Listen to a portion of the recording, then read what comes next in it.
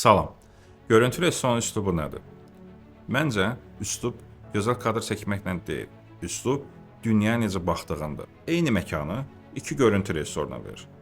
Eyni kamera, eyni obyektiv, eyni işıq, alınan iki görüntü yenə də tamamilə fərqli olacaq. Çünki hər kəs eyni məkana fərqli daxili dünyasında baxır.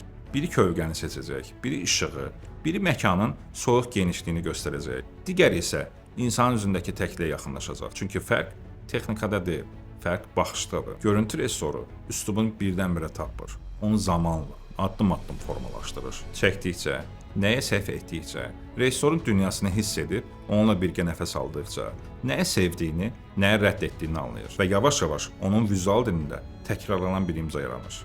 Bəzən bu dil işığın xarakterində gizlənir. Bəzən kameranın personajla saxladığı məsafədə, bəzən rənglərin soyuqluğunda, bəzən isə hərəkətsiz sakit bir kadrın içində. Amma bunların heç biri tək başına üslub deyil. Üslub bütün bu vizual seçimlərin arxasındakı düşüncədir. Görüntü rejissoru tamaşaçıya nəyin göstərdiyindən çox, nəyin necə hiss etdirdiyinə tanınır. Eyni hekayəni 100 operator çəkə bilər.